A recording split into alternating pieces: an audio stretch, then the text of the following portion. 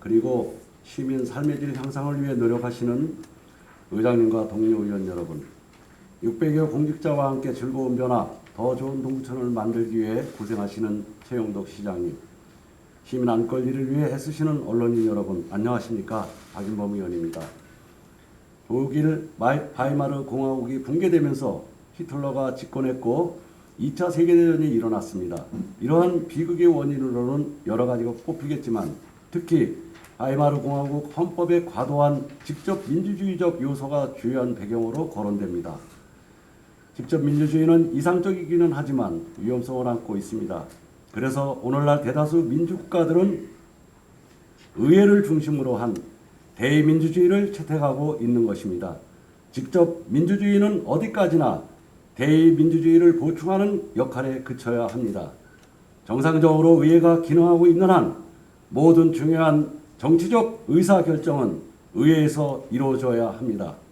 의회를 중심으로 한 대의민주주의가 우리 헌법과 지방자치법의 근본 가치입니다. 최영덕 시장께서 의욕적으로 추진하신 사업들에 대해 의회가 다른 의견을 밝히면 시장님은 주민들과 직접 만나셨습니다. 작년 시민 수영장 실시 계획 설계 용역 예산이 의회에서 전액 삭감되자 중앙동 행정복지센터에서 많은 지역 주민들을 불러서 집행부의 일방적인 입장을 호소하셨습니다.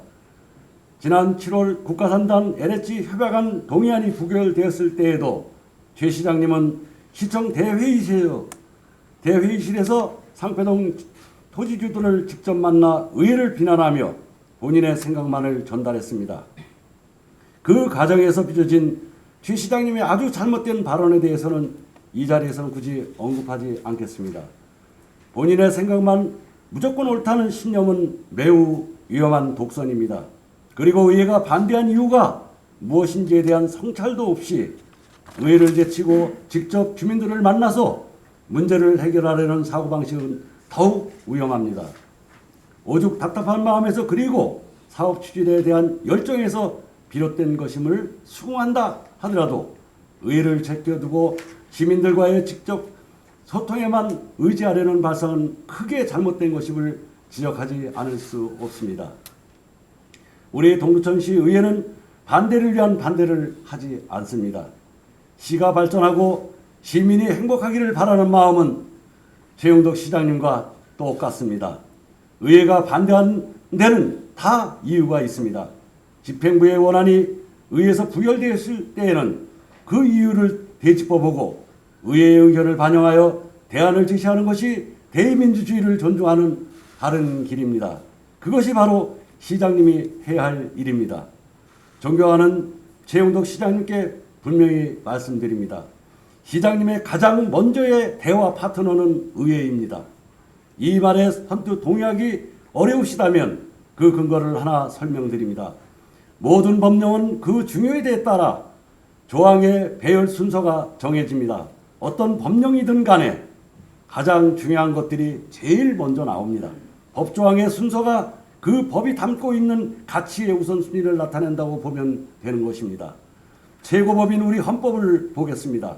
가장 먼저 헌법 정신과 지향점을 담고 있는 헌법 중의 헌법인 전문이 나옵니다. 그리고 제1조는 대한민국은 민주공화국임을 선언하고 있고 그 다음에는 국민의 기본권들이 등장합니다. 통치구조는 그 다음인 것입니다. 우리가 주목해야 할 것은 국민의 기본권 조항들 다음으로 나타난 것이 바로 국회라고 하는 것입니다. 대통령과 행정부는 국회 다음 순서로 배열되어 있다는 사실을 염두에 두시기 바랍니다. 지방자치법도 마찬가지입니다. 지방의회가 먼저 나오고 그 다음에 집행부 조항들이 뒤를 따르는 것입니다. 의회가 먼저입니다.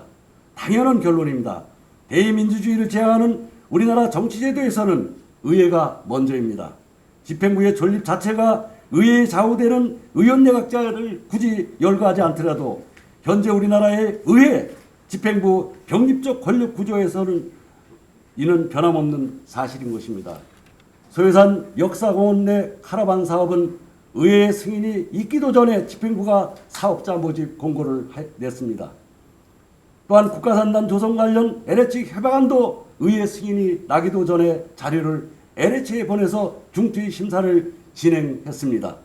이는 명백한 의회를 무시하는 처사인 것입니다. 절대로 두 번 다시는 이런 과오가 되풀이되지 않기를 바랍니다. 리더십은 소통과 설득을 바탕으로 할 때 비로소 그 힘이 제대로 발휘됩니다.